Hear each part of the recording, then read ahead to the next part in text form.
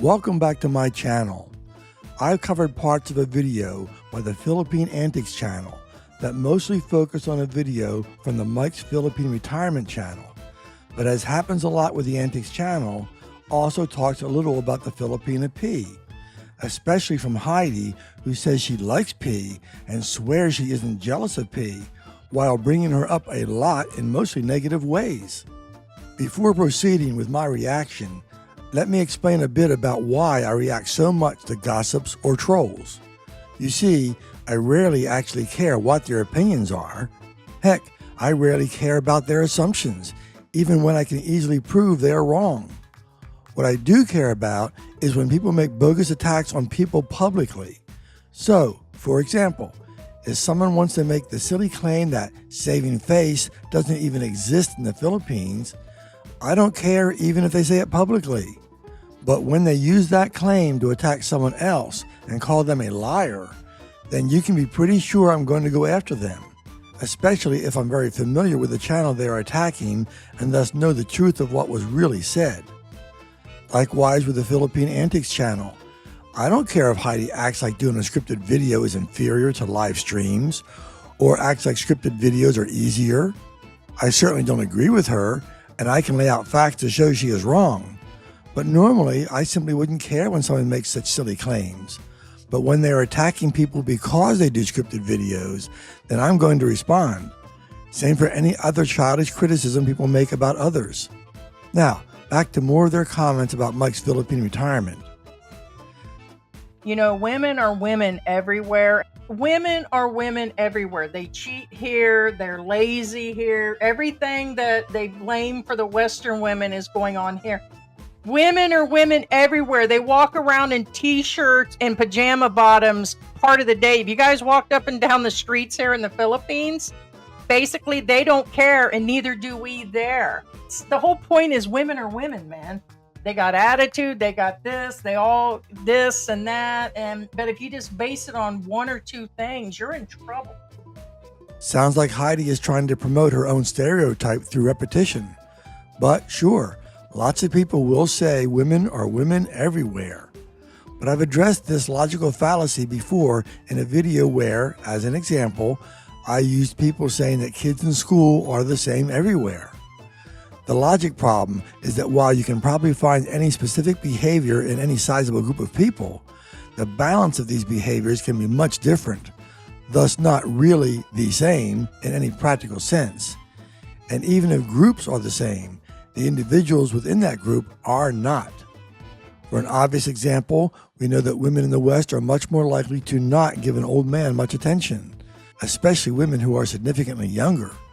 But we also know that many expats have had no problem finding Filipinas who will give them attention, including younger Filipinas. Thus, in a very important way, the women are women stereotype doesn't hold up. Which brings me to George's comment. There's not a thing that I've seen an American woman do that a Filipina has not done. So it's not a cultural thing. That may well be true, but it doesn't change the point. Where can you find a higher percentage of men who are dating or married to a much younger woman? In the West or in the Philippines? Sure, it exists both places, but the percentages are not the same. Thus things are, in fact, different. But they contradict themselves too, and by doing so, they prove my point. Consider. And there's nothing worse than a jealous Filipina. And this about trying to find a submissive woman. And dust your shoes and dust your house and mop your walls. I don't need to go anywhere, sir. Now, if you want that type of woman, you find an old-fashioned Japanese girl.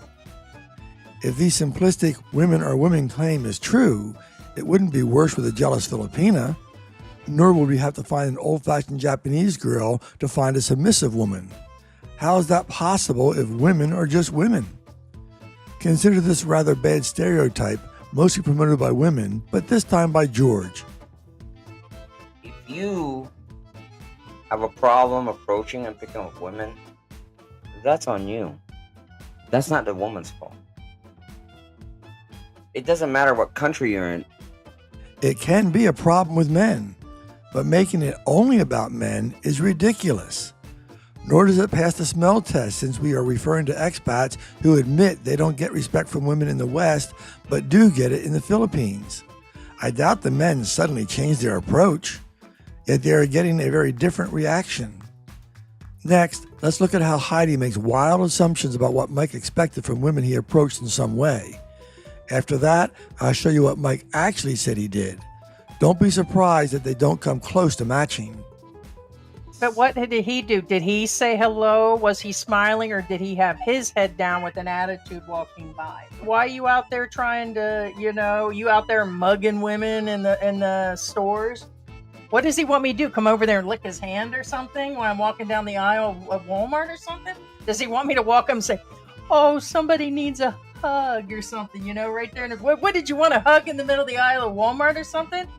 Wow, sure makes it sound like Mike was just being a creep. But the really nice thing is, Heidi provides the same proof as usual. That is, nothing.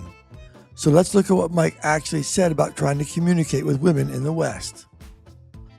Now, back home when you're dating, you're in your 60s, and you go up to Walmart, or you go to the grocery store, or maybe you go to the local coffee shop or diner down the street, and you start talking to some girl for whatever reason. Most of the time, those women won't give you the time of day.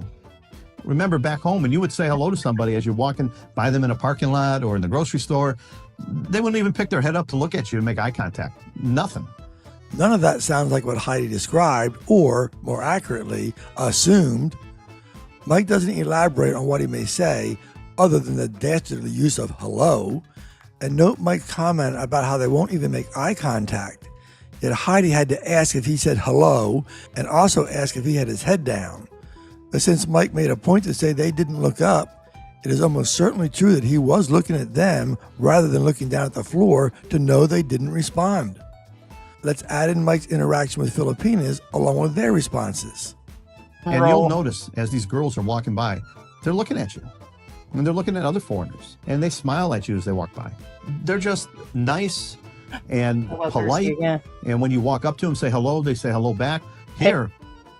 Hello, sir. Good morning, sir. How are you, sir? Sounds like the same thing he said he did in the West. Nothing shows anything inappropriate. But after listening to Heidi's creative assumptions, I suspect she fits the stereotype of a Western feminist that Mike talks about. Next, let me just cover some random things that show a lack of consistency or logic. He said once you date a Filipina and you bring them and let them move in, it's about saving face, that they'd have to go back to their family. They couldn't really please their man and all that. And I'm like, I don't think they all think that way. But Mike didn't say they all think that way. So why is Heidi trying to nitpick? You're invisible after a certain age anyways. You're invisible because you're a man. Age. Well, that's certainly often true in the West. But again, we know many men move to the Philippines and do fine. So it isn't just about age making you invisible, at least not to many Filipinas. I guess the women are women rant is an oversimplification. Most of these Filipino women are beautiful at all different age levels. All of them, babe. All Philippine women. This is a fun one. Even if Mike had just said Filipino women are beautiful, Heidi would be wrong to be sarcastic as if Mike had said all. But Mike didn't just say Filipino women. He said most Filipino women, which by definition means not all. Heidi's reaction is the kind you get when the focus is on criticizing someone rather than really paying attention to what they say. Then we have this when Mike was pointing out how older people are treated better in the Philippines. The guard told me the senior line is over there. I said, there's 2 people. I was in and out in a couple minutes. Everybody else is in and out in a couple hours. Which isn't always. Once again, Heidi is nitpicking. Mike didn't say it was always the case. He was just contrasting things with how they are commonly done in the West. Heidi seems desperate to find some kind of gotcha, but she's just making herself look silly. But there's more. You actually have sat down, talked heart to heart with a lot of women. They'll tell you actually most of the time your looks and your money don't count. I mean, all the women want, they want your attention, you make them laugh, and provide adequate means. Okay, women claim many things. including your money, doesn't count. Yet ever notice how women usually are going after men who, at a minimum, make more than they make? Women in general are hypergamous. I'm not criticizing that. They should be looking for someone who can provide and protect. It goes back to the beginning of humanity and is, up to a point, perfectly reasonable. The problem comes with women who act like a man has to make a six-figure income or more first. Well, that's way above average, and most of them will not be young men in their physical prime. Things have gotten too extreme in recent decades, and social media is a big part of the problem. But that's a subject for another day. But consider George's comment of women only wanting a man to provide adequate means. What is adequate to large numbers of women today? I think many have gone way past adequate to, I don't want to have any financial problems at all. I want it all now.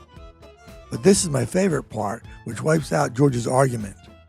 Most of the things that women come out of women's mouth, they don't mean it. They're just trying to be nice. So what I'm saying is, Filipinas, it's going to be worse because they're going to be hiding it more from you. Oh, so you can talk to women but can't really trust what they say is true most of the time. This is a real problem. A very common one is how women say they want a man who can be vulnerable. But when he is, they don't like it after all. In many cases, they may believe that is what they want, but they still drop the guy if he shows vulnerability and go back to the exciting bad boy type. Women will also say things they think you want to hear, thus say money doesn't matter. But how often do they actually act that way, especially when it comes to who they want to marry? And what is this about it being worse with Filipinas? I thought women were women. But I tell you what, I do know a lot of girls that they do go out with younger guys, not because of the wallet, but because they're funny. And I'm talking about here in the Philippines. So that tells you that guy is the prize. Get it?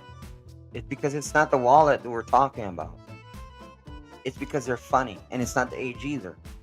Yes, it is pretty consistent that women like a guy who is funny.